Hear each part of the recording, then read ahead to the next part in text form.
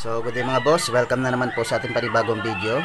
So sa video natin ngayon mga boss ay magme-maintenance tayo mga boss ng Honda Click. So etong Honda Click na to mga boss ay sa Bayoco. So ang unang gagawin natin mga boss, so mag-change oil tayo gamit itong ating oil na RS8. So 800 ml mga boss yung kailangan natin dito sa Honda Click, kaya yung binili ay 800 ml mga boss. So yan yung RS8.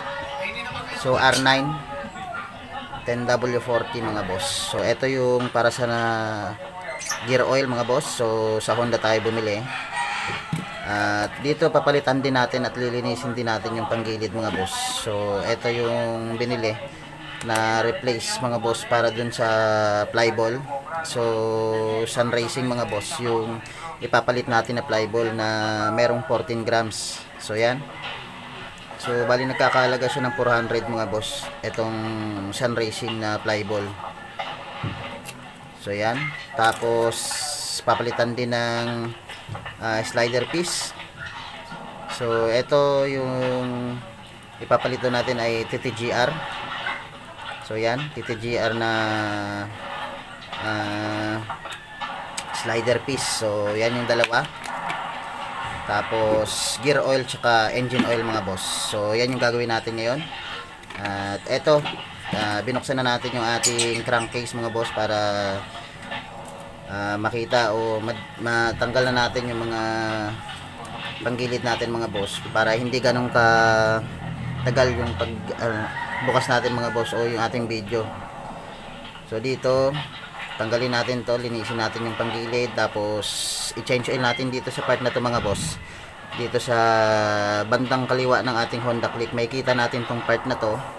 So dito pwede tayong mag-change oil mga boss para makita rin natin yung strainer nya kung may mga debris ba na pwedeng may mga nabasag o dumi mga boss na nakapasok o nakahalo dun sa ating oil mga boss, sa ating engine. So yan, buksan muna natin to mga boss, change oil muna natin. Tanggalin natin to gamit yung ating 22mm na socket wrench.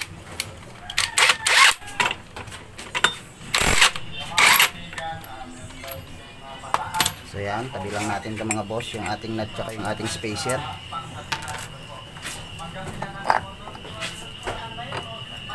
So yan.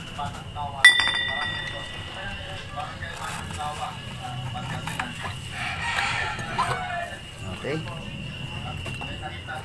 So yan yung ating backplate. So yun, nalalaglag na yung ating slider mga boss. So yan, kailangan na talagang palitan. So yan, oh, sobrang luwag. So ito, yun, malaglag na. So palitin na yan. So ito yung mga bola natin. Okay pa naman, maganda pa yung pagkabilog ng bola. So yun, masyado lang marami mga boss. So linisin natin to. So sunod natin itong sa drive natin mga boss. So dito gagamit tayo ng 9mm mga boss, 19mm.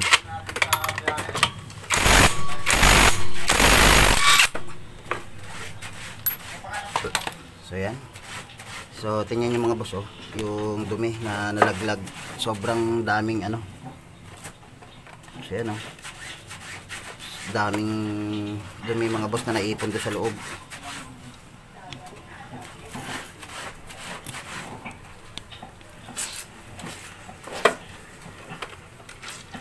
So yan yung washer nya.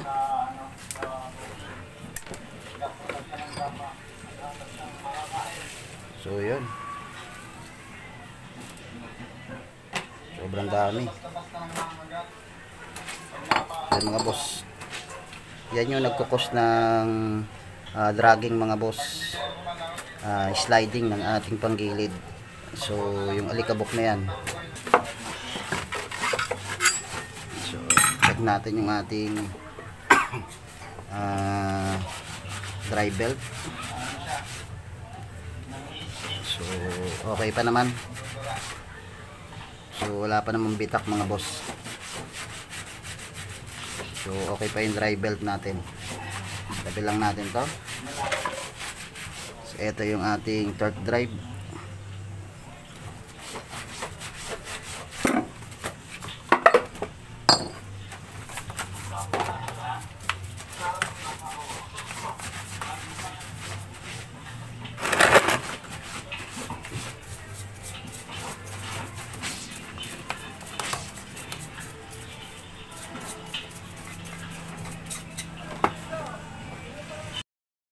So yan mga boss, nalinis na natin tong ating panggilid. So yung ating torque drive, so yan, nalinis na rin natin to. Nagrasahan na natin yung dapat nating grasahan. So okay na to mga boss. So sunod naman dito tayo sa ating pulley. Ito yung bola na ating ilalagay, tapos yung slider piece. Dahil maluwag na yung ating slider piece mga boss, so papalitan na natin yan. So dito muna tayo sa slider piece. So yung ating ipapalit na slider piece mga boss ay TTGR. Okay.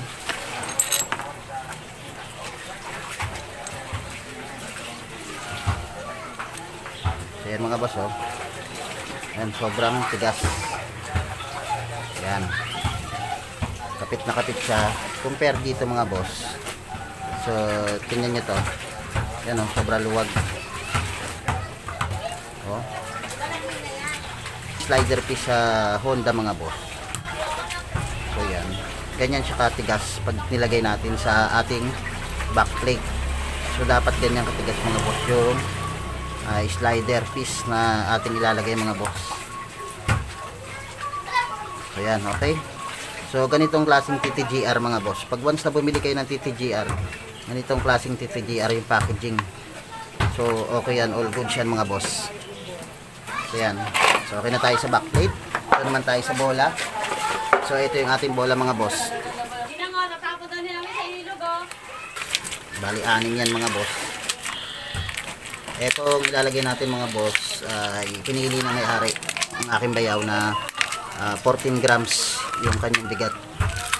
Okay, natin yung nakasulat sa kanya mga boss.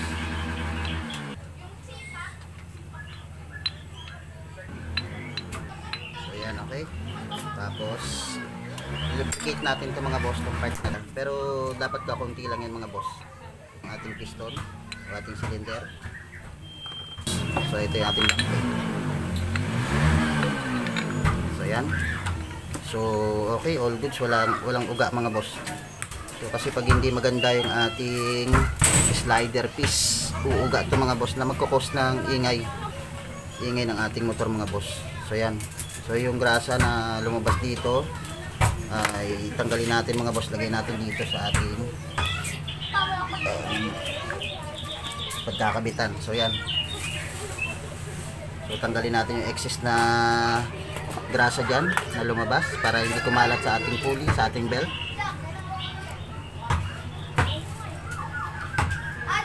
So yan.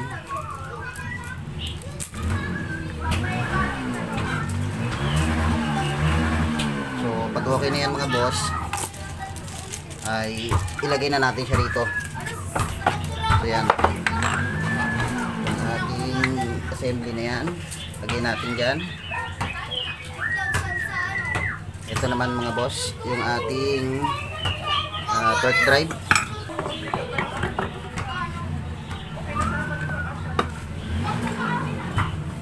So, sabay natin ito mga boss, lagyan natin ito. So yan, tapos yung ating spacer mga boss, ito yung makapal. So yan. So dito mga boss, siguraduhin na natin nakalabas yung spline mga boss, o yung spline na papahaba dun sa dulo, yung pinagkakabitan na ito mga boss ng ngipin, para sumagad yan. Sure natin na isagad para hindi mabaklas yung ating, o hindi lumuwag yung ating belt mga boss.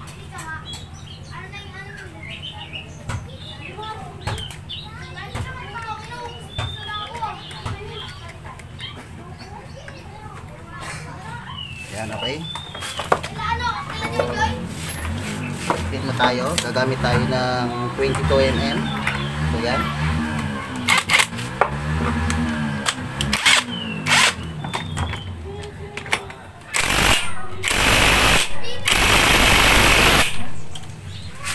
Okay, so sunod tayo dito naman mga boss.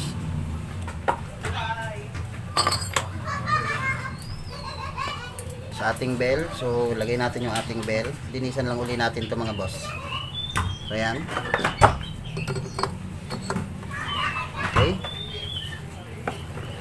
So sunod yung ating spacer.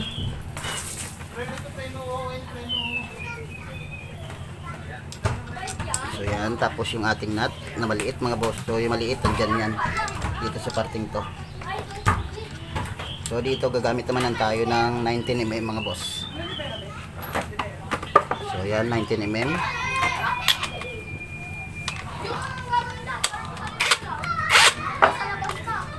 Dito wag natin sobrahan ng higpit to mga boss. Dahil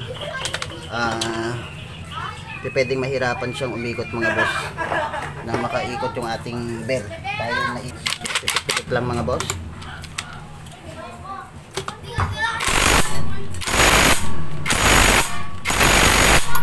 Okay, so dahil tapos na tayo sa panggilid mga boss, dito naman tayo change oil naman tayo. Gagamit tayo dito mga boss. Pag dito tayo nag change oil, gagamit tayo ng 17mm.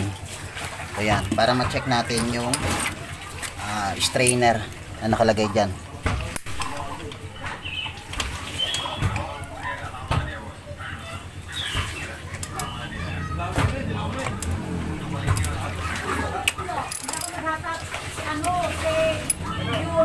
So yan.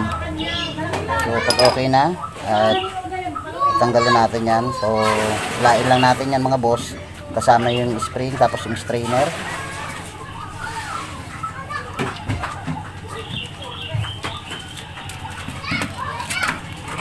So ito yung strainer mga boss. So yan, check natin yung loob kung wala naman debris. So okay naman to.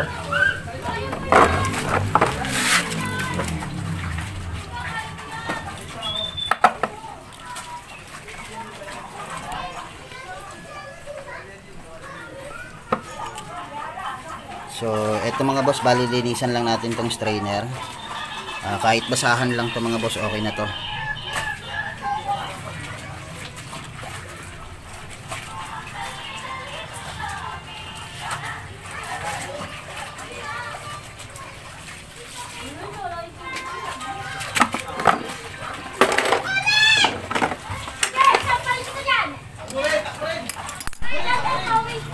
So dito mga boss, kailangan i-ano natin siya, ituwad natin siya mga boss, o i-side natin para yung oil mula dito sa parting bandang ilalim mga boss ay bababa siya dyan. So yan. So yan, marami pa yan mga boss sa loob. So pwede rin natin i-side stand yan mga boss.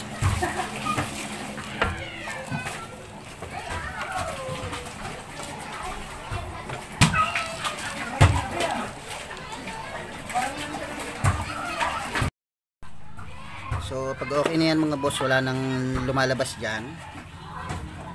So tuwad uli natin.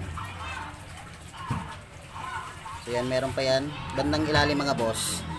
So pag ganyan na halos wala nang lumalabas dyan, doon na tayo sa ilalim magbubukas mga boss. Dito mga boss, kailangan natin ng 12mm pagdating dito sa ilalim.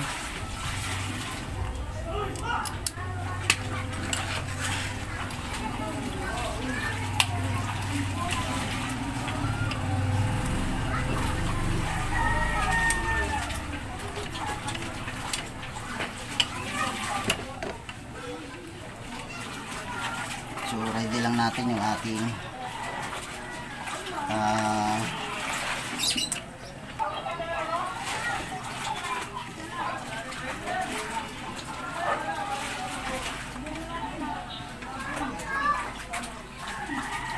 ready lang natin yung ating pansahod mga boss. So yan.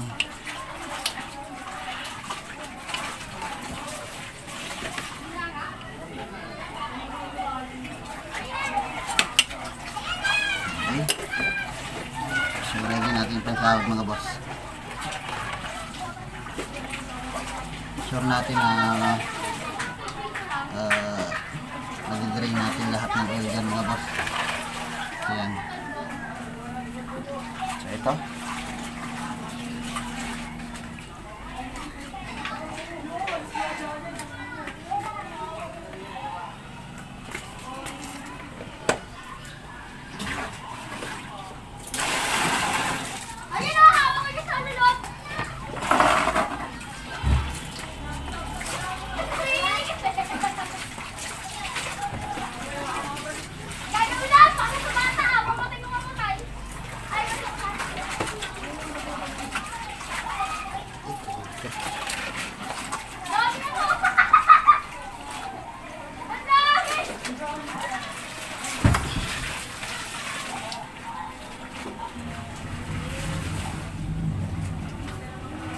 Ayan, wala na. Okay.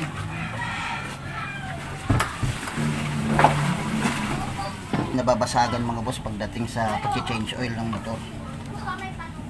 So, dahil nasusobrahan nila ng higpit. Ayan. Dito, bali, pitik-pitik lang. Pag kumapit na siya, o tapos unting kapit ulit. Okay. Ayan mga boss. So dito mga boss, lalagyan na natin yung ating RS8. So buksan natin ito mga boss. Okay. Tanggalin natin. At syempre butasin lang natin yan mga boss. So yan. So dito, gagamit tayo mga boss nitong pinaka-imbudo natin na may strainer mga boss. So yan, nakikita nyo itong strainer yan. Tapos yung pinaka tubo niya mga boss para mas mahaba yung parte na pwede nating isuksok yan mga boss. So yan. So buhos lang natin to. Bari lahat to mga boss dahil 800 ml lang naman to. So yan.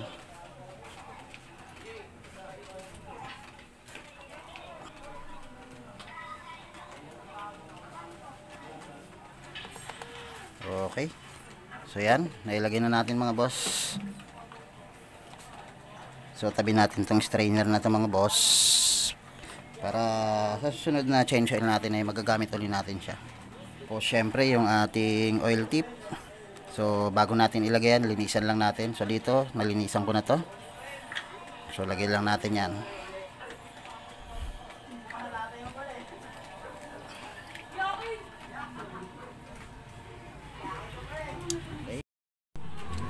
So yan dito, kailangan natin tanggalin mga boss is yung bandang ilalim muna para lumabas yung ating oil. So ito, taas natin ng unti. So yan. So dito tayo maglalagay at dito tayo magde-drain mga boss. So dito kailangan natin ng 12 mm na medyo mahaba-haba. So yan. So naglagay tayo ng extension mga boss sa ating socket. So yan.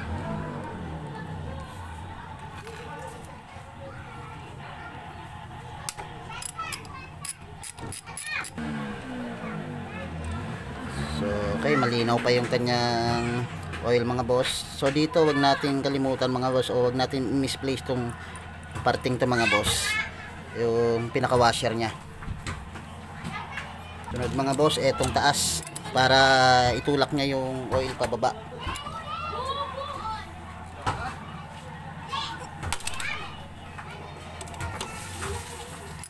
So yan, medyo matigas.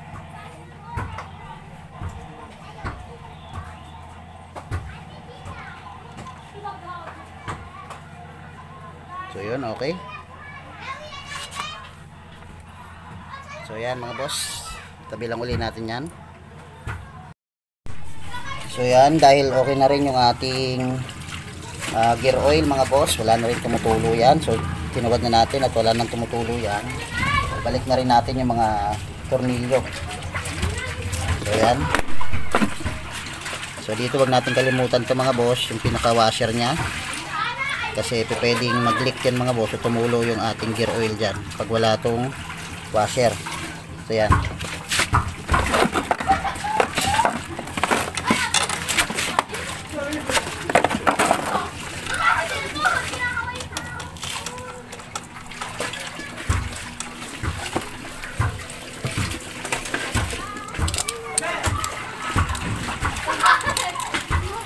Okay. So, sunod, kita na natin yan.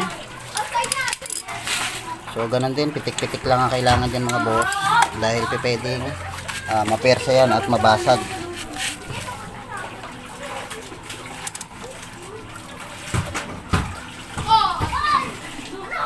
Okay.